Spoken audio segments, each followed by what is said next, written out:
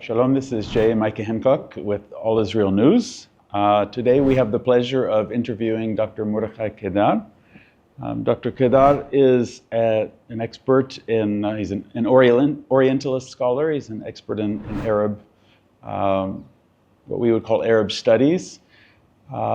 You also have I believe, a 25-year career in the IDF, right? In the intelligence. Yes, in the intelligence. You focused on Syria, I believe, and a few other areas.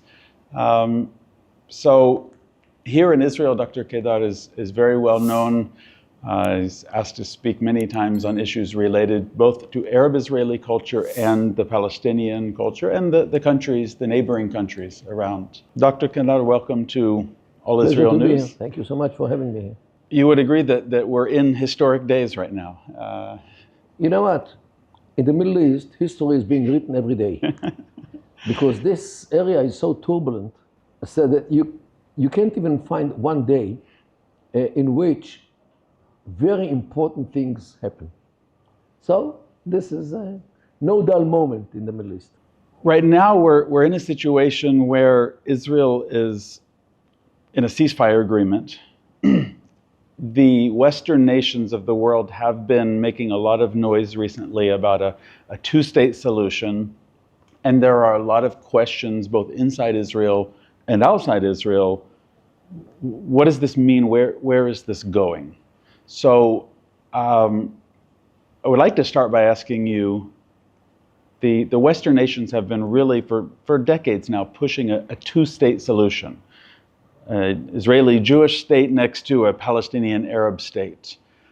You don't think that is a viable solution? So could you just give us, our viewers, an explanation why? We all remember what happened in January 2006. There were elections to the Palestinian Authority's Legislative Council. Yes. Who won? Hamas. Hamas. And until this very day, since there were no other elections since then, I'm talking about almost 20 years, yeah. The majority of the seats of the Palestinian Authority's Legislative Council is held by Hamas. Yes. It can happen again and again. And if there is a Palestinian state, it will turn into a Hamas state by elections, as already happened. It's not theory. Yes, yes. And we all remember what happened in June 2007 when Hamas took Gaza over by force. By force, yes. Okay, so can this happen again? Absolutely. So either by elections or by coup d'etat, the Palestinian state will turn into another Hamastan inevitably. Yeah. Because it already happened. Both Yes. things happened already. Yeah. So who with the right mind would assume that it will never happen again? Right. Means, yeah. so this is why whoever advocates a Palestinian state side by side with Israel is actually advocating the situation of Gaza again. Yeah. Because if Hamas will take over the Palestinian state, since the jihad is in their genes, they will attack Israel. Mm-hmm. It can take 10 years, 20 years. They are already 16 years in Gaza. It will happen at some day. And what will Israel do?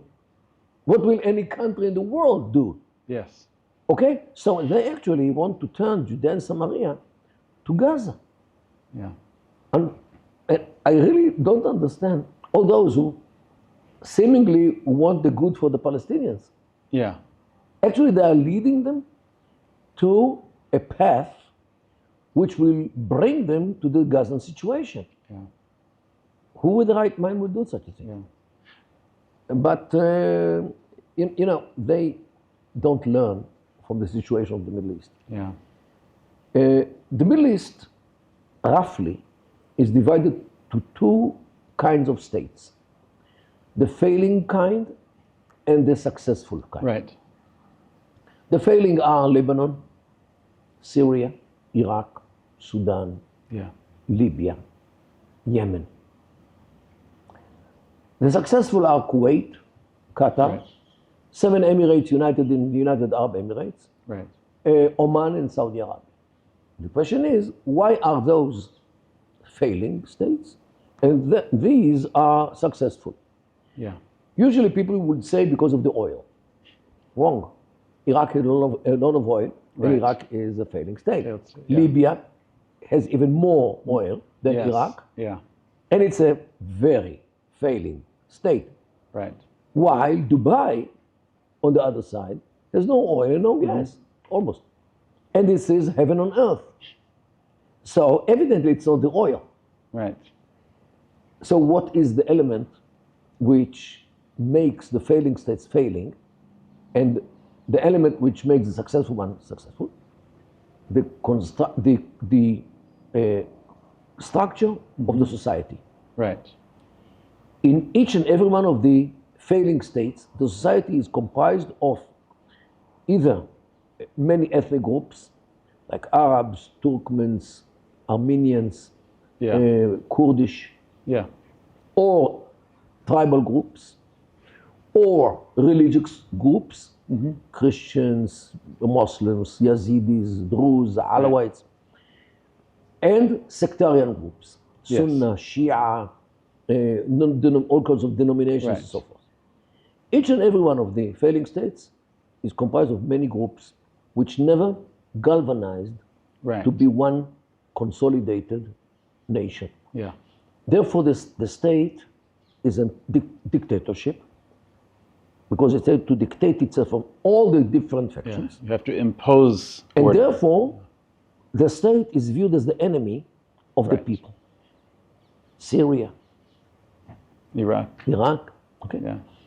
While the successful states, each and every one of them is one single clan. Yeah.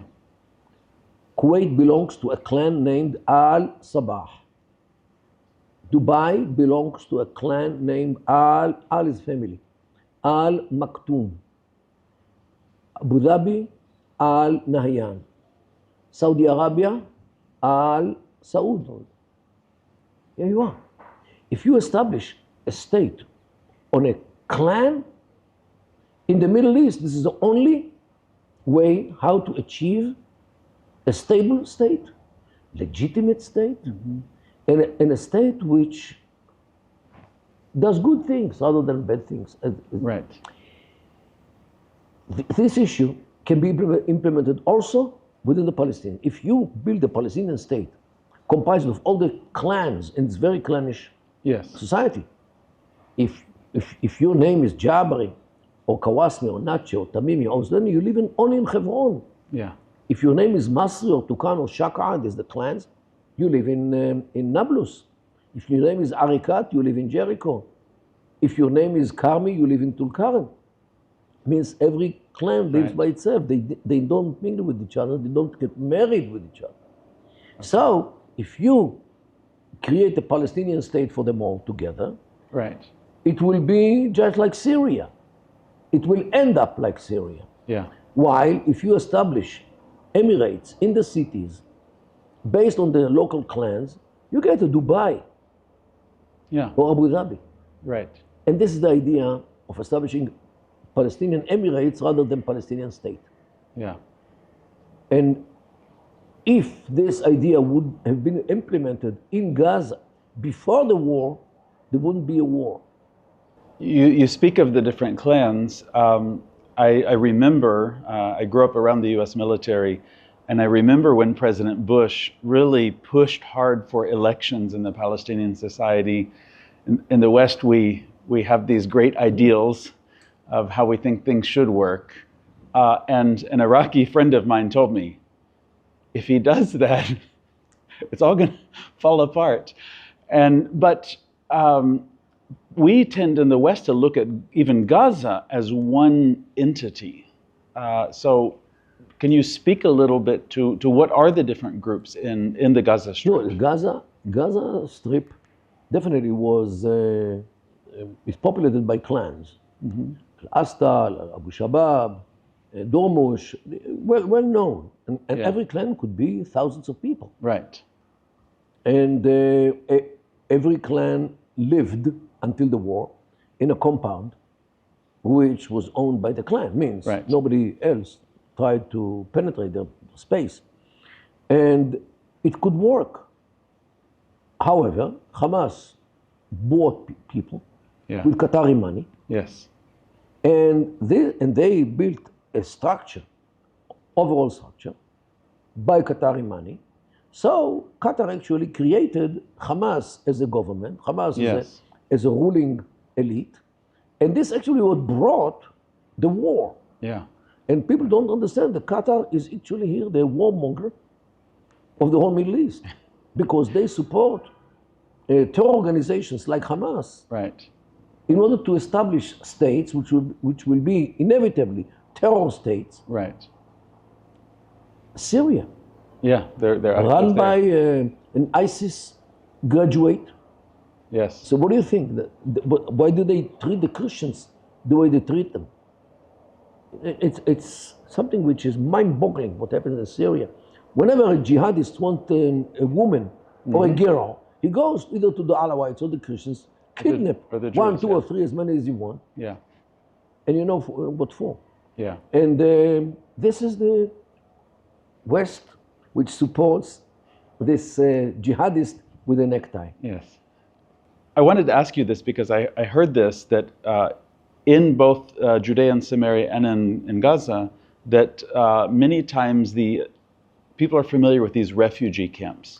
And many times the refugee camps were established outside of the tribal areas. So next to, but not within. Is that a correct? Yes. Okay. Because refugees are viewed in the Arab sociology as people who are dangerous.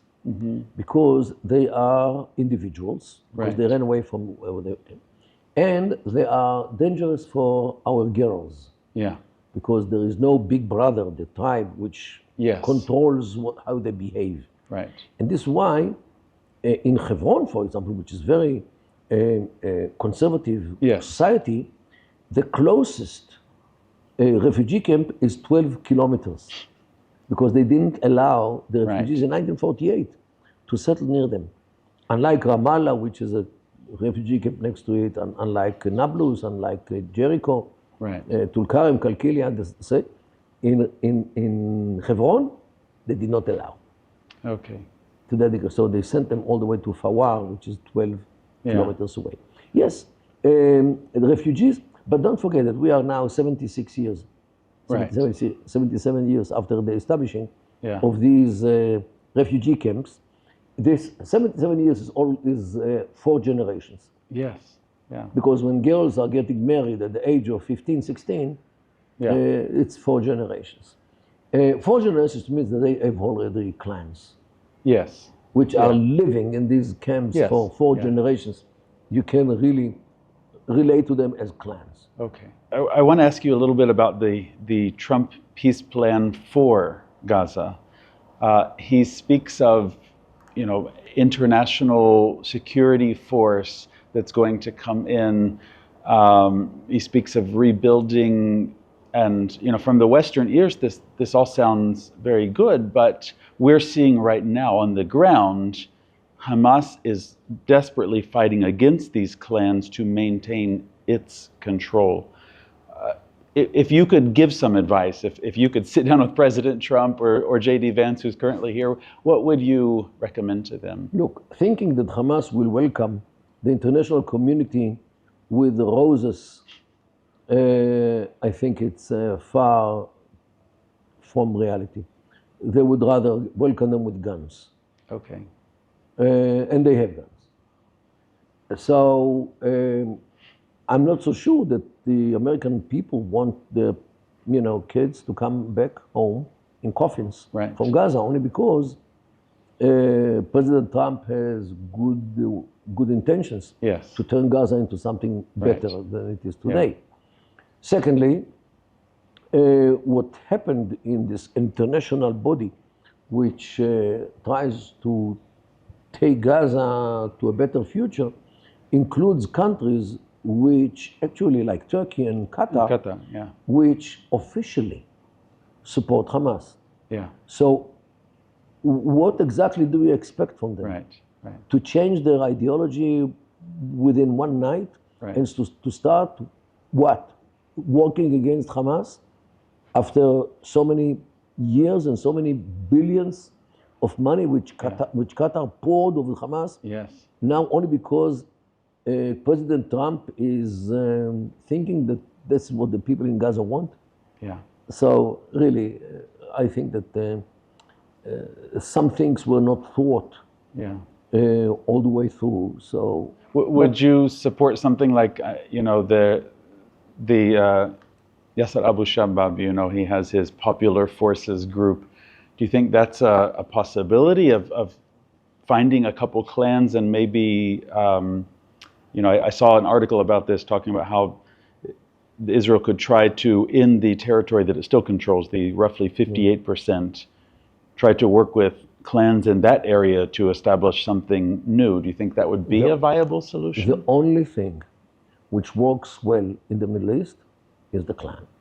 Okay. This is the tradition of the Middle East.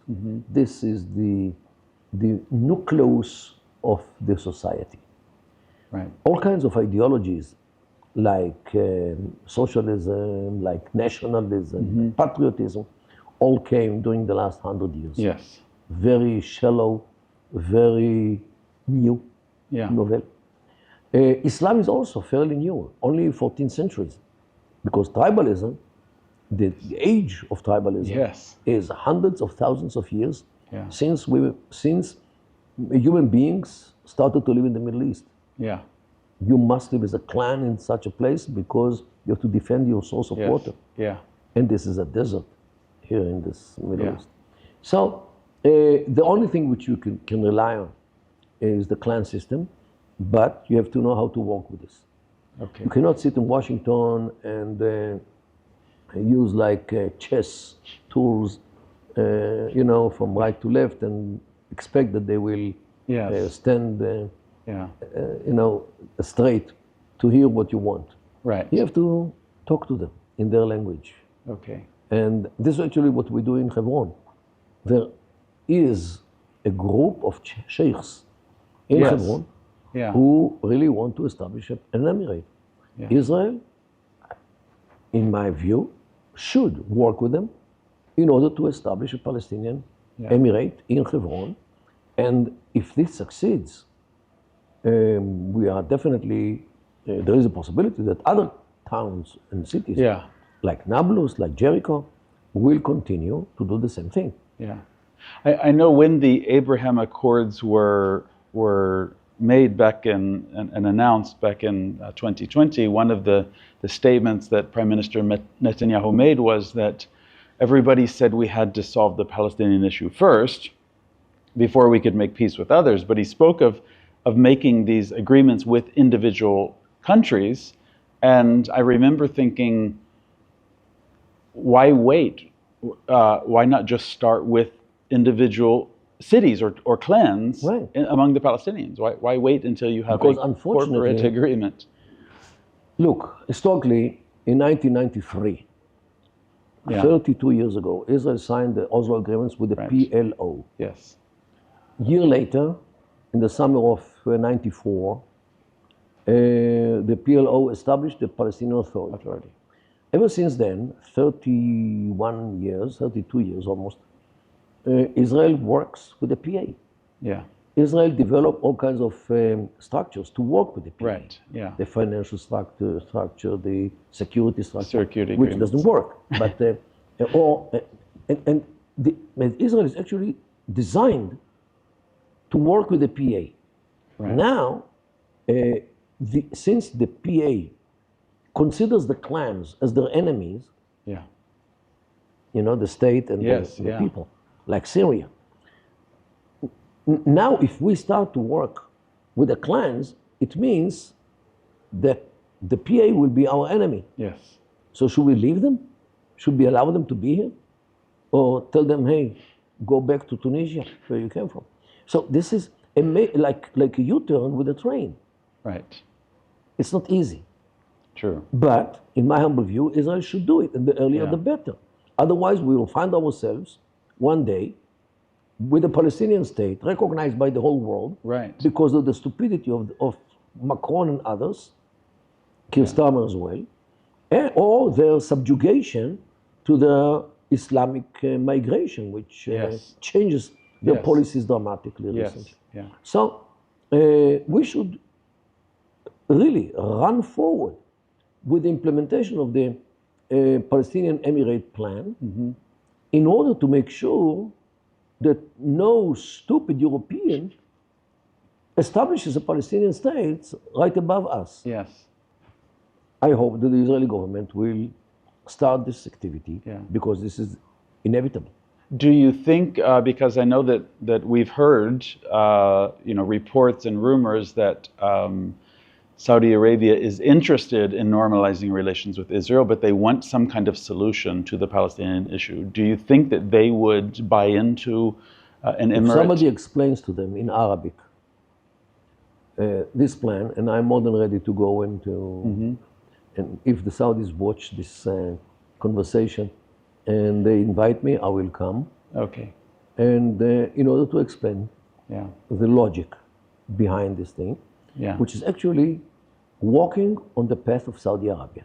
Right. Or the Emirates. Or the United Arab It's the same Emirates. thing. Yeah. To actually adhere to the tradition of the Middle East. Yeah. Not to adopt all kinds of ideologies and structures which were made by the West for the West. Yes. Because all these failed in the Middle East dramatically. Yes. And the cost was the lives of so many thousands of people. Look at Syria, look at Iraq, look at Yemen, look at Sudan, look at Libya. The mistakes which the West made by establishing these countries cost the lives of millions, cost the welfare of even more. Right. And not only this, the big influx of refugees from the Middle East to Into Europe the West, yes. is the result. Yes. Because they ran away from Syria, they ran away from Sudan, Right. they ran away from Libya, they ran away from Yemen, they ran away from Iraq. Where do they run away to? The West. So the West actually pays the price of its mistakes by creating dysfunctional states.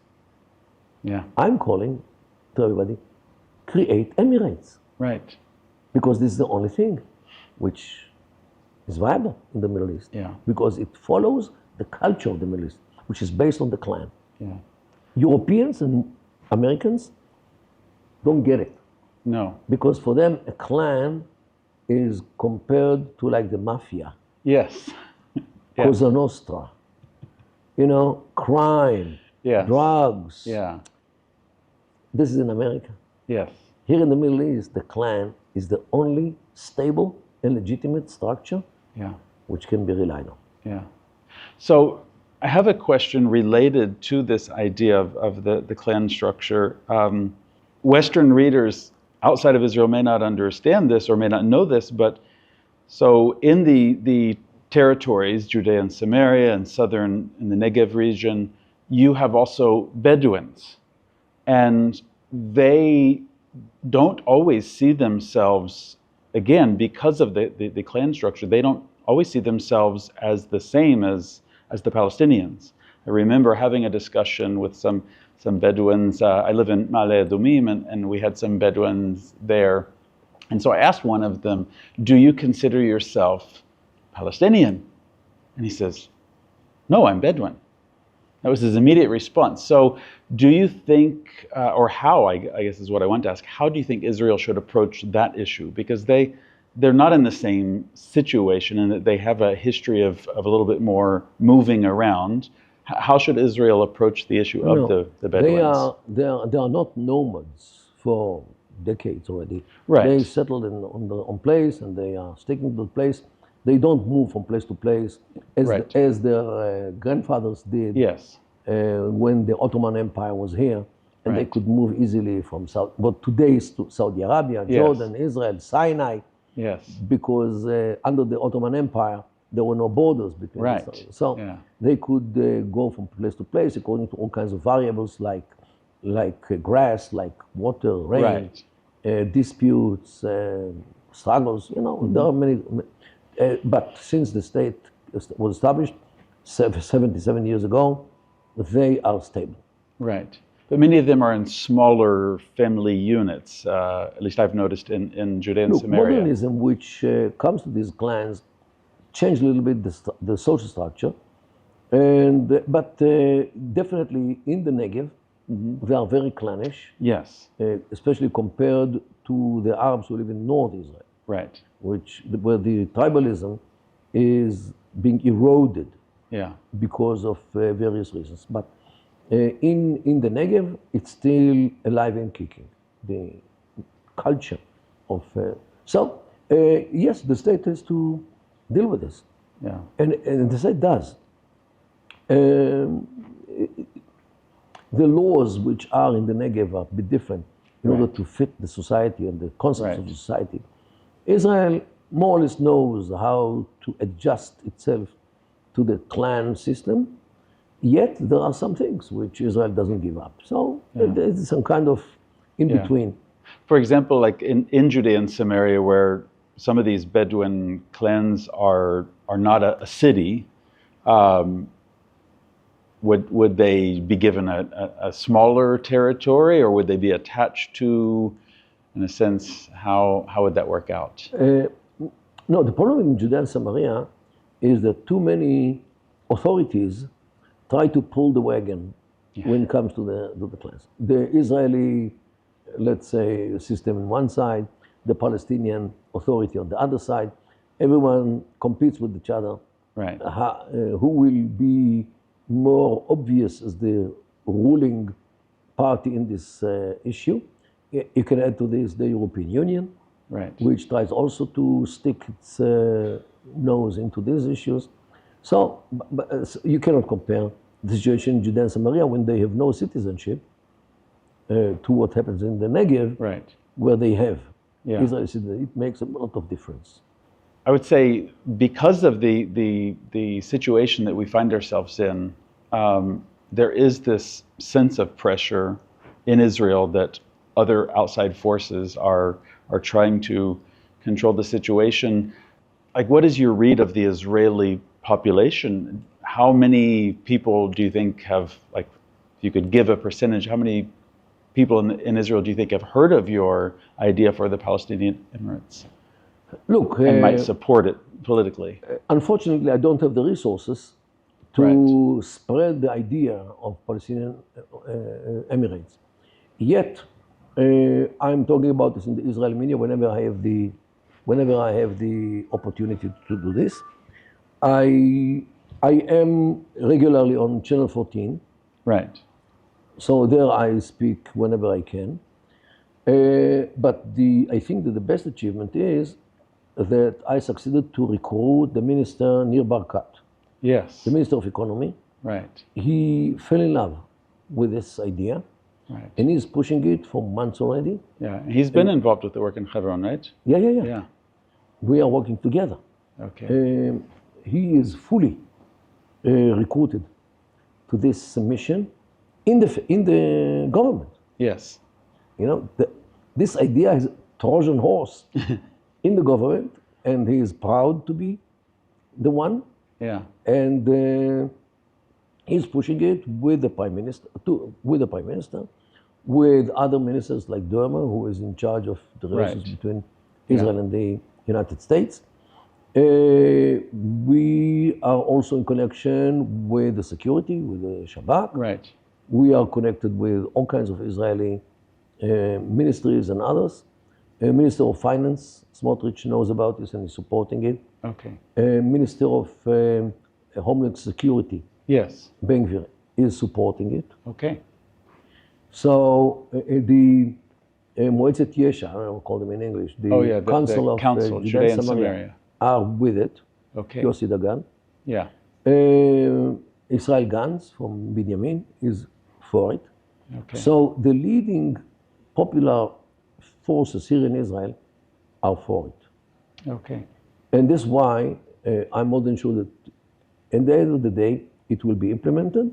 Yeah. It has to be, we do need Americans to know about it. Some of them do know, and they do share with us this idea. Okay. They think that this is a good idea Yeah. because we explain it to them. why it is good. And whoever understands the culture of the Middle East and the nature of the Palestinian society agrees with this. Okay. Of course, the PA is against it, Right. because once every city, It would be the end of them as an organization. they might turn into like a federation. Yeah. But Israel will remain forever in the rural areas. Yeah. And this is part of the plan. Yeah. What happened recently is that Wikipedia has an entry, the Palestinian Emirates plan in Yes. English, Yes. in Arabic, and in Hebrew. Okay. The Arabic and English are fairly new, Okay. maybe because of the announcement of the sheikhs in Hebron that they Yes, are willing to yeah. go for it. So there is a Wikipedia entry in this. Okay. And let's hope that it will work with the support of the world, Yeah. with the support of those who want Israel to survive, Yeah. with those who do not want Hamas to take over the Palestinian Yeah. state. Yeah. Amen. Thank you so much. Dr. Kedar, it's been a pleasure to have you here. Thank you again for joining us for another All Israel News interview. Please let us know in the comments. If you've heard of Dr. Kedar's idea before, we did run an article on the situation in Hebron. And let us know what you think. Dr. Kedar, I hope that we can have you back in the future sometime after at least part of your plan has been implemented. Let's hope. All right. Thank you very Thank you. much, sir. Have a good day.